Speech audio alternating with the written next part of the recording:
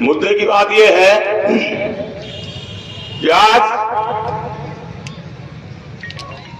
BJP की सरकार है और इस सरकार के अंदर जो मैंने गहराइयों से देखा है वो ये देखा है कि पूरे राजस्थान प्रदेश में तो राजस्थान प्रदेश के अंदर इतनी सुख शांति है कि कभी मैंने नहीं देखी। लेकिन अगर कामावर नगर को देखा जाए तो नजारा कुछ अलग दिखता है। हर जगह यही सरकार है, लेकिन यहां क्यों तो इतनी बदतमीजी क्यों? कि कल की वारदात है, एक गाड़ी के अंदर ड्रम भरे हुए थे और ड्रम लेकर के गाड़ी कामा से क्रॉस कर रही थी तो पुलिस वालों ने जिप्सी उसके पीछे लगाई और पुलिस की दहशत का माहौल जो बताने जा रहा हूं और उस गाड़ी को गढ़ बिलक के अंदर घुसा दिया और कहीं रिश्तेदारी में खड़ी करके वो भाग गए। लेकिन गाड़ी के टायरों को पुलिस फाड़ के चली गई।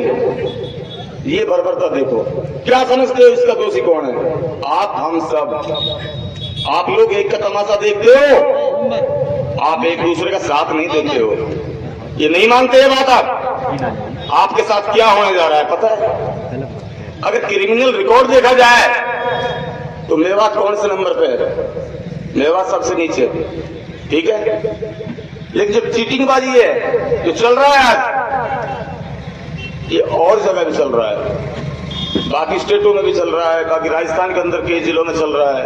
वो आप सब अखबारबाजी देखते हो, सारे पढ़ते हो। लेकिन मैं आप सबके सामने बता देना चाहता हूं कि इस मेवात को टारगेट किया जा रहा है और आप सबको ये होश नहीं होने दे रहे हैं कि रिकॉर्डली क्रिमिनल आपको कैसे किया जाए।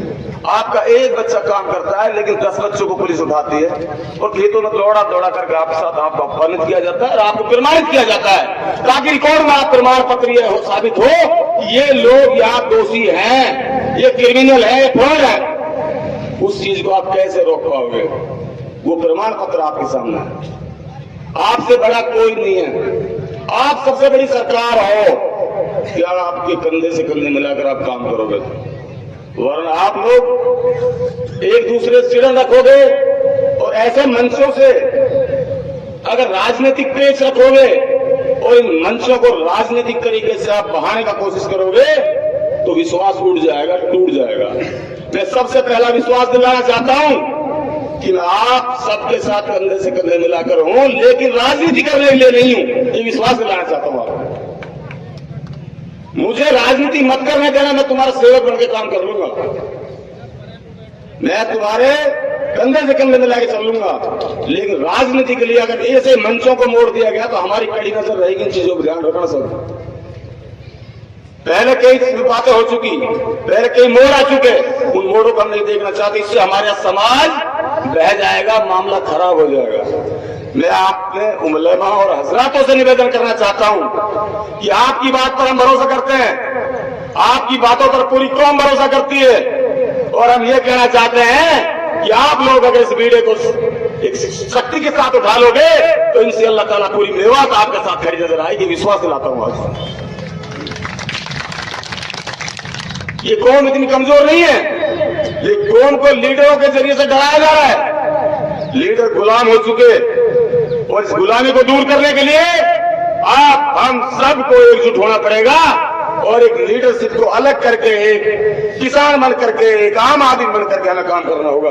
अगर आप लोगों को इस मेवात को बचाना है। मेवात गिर चुकी है, मेवात चारों तरफ से गिर चुकी। यहाँ आ गए तुम्हारे ट्रेनिंग सेंटर, यहाँ आ गया बटालियन, यहाँ आ गए बड़े बड़े कैंप, जबकि यहाँ होना चाहिए डेवलपमेंट, यहाँ होनी चाहिए फैक्ट्रियां।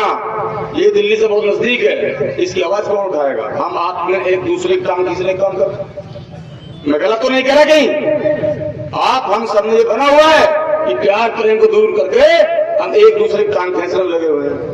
आज ये भी समाज का ही काम था। एक नीम इलाका, एक अनपढ़ गवार आदमी गाड़ी रख करके और हमारी कौम को बदनाम करके पूरे लोगों को ठग लिया।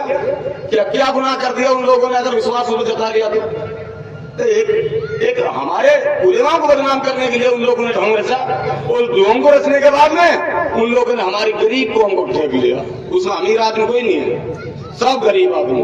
उसके लिए आज तक कोई इकट्ठा होकर के हम आप सब मिलकर चाहते तो उसकी हिम्मत नहीं थी वो इतना काम कर जाए।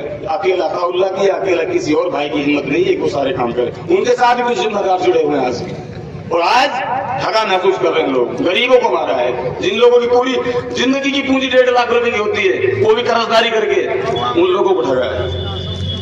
रहा मसला इसका, सुबह मोबाइल खोलते हैं, दोपहर को खोलते हैं, कोई एक लड़की बोलती है, कोई लेडीज इतनी बदतमीजी से बात करती है, वो इस चीज को रोकने के लिए समाज आगे नहीं आएगा, कौन आगे आएगा? एक हाजी बशीर नाम का आदमी जिसने वो गाली गलौज की सम्मानित लोगों को, चाहे वो कैसे भी हो, एक जिम्मेदार परिवारों को, जिसको सीमा नहीं लेके बोलने के लिए कोई राजी नहीं। तो ऐसे लोग अगर इस कौम के अंदर जाहिल लोग इस तरह से बर्बरता करेंगे और सोशल मीडिया के प्लेटफॉर्म बना करके बदतमीजियां करेंगे और समाज नहीं रोक पाएगा, कौन रोक पाएगा? रोकना पड़ेगा, आगे आना पड़ेगा आप सबको। ये बदतमीजियां आप कब तक सहन करोगे? आज तुम्हारी कदर थाने तहसीलों के अंदर क्यों नहीं? तुम्हारे सरपंच, तुम्हारे नेता हो गए ठग और वो हो गए दलाल, वो करने लगे पुलिस की मुखबरी। आप सबके अंदर सबसे पहले मुखबर को छाट कर निकाल दो। मुखबर छाट कर निकल जाएगा तो आपके निर्दोष लोगों को कोई नहीं फंसाएगा। आज आपके 10 लोग काम करते हैं, 50 लोगों पुलिस बंद करते हैं, लेकिन वो कहने वाला नहीं। आईजी की टीम का एक रवैया है, ऊपर से जो टीम लगी हुई है, इसकी आईजी की टीम है, वो एक बार किसी भी क्रिमिनल को पकड़ते हैं या उसके साथ एक निर्दोष लोगों को कहीं से उठाया जाता है, लुकड़ों से या कहीं रास्ते से कहीं से भी, और उनको उठा करके थाने में दे देते हैं। और थाने में देने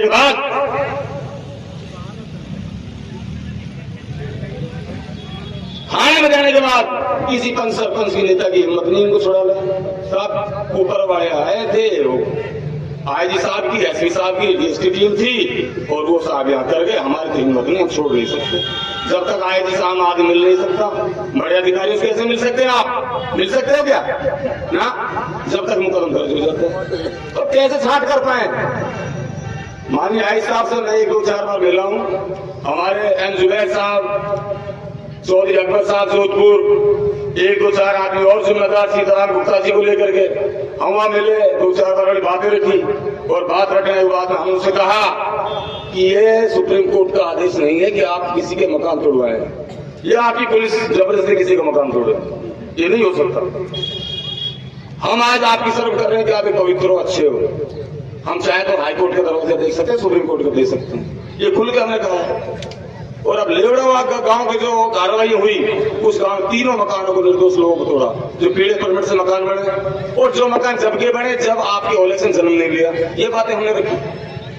रहा मसला, गांवड़ी गांव में एक लड़के को पकड़ा, और उस लड़के के घर के सामने सीसीटीवी कैमरा वगैरह सारी चीज लगी हुई है।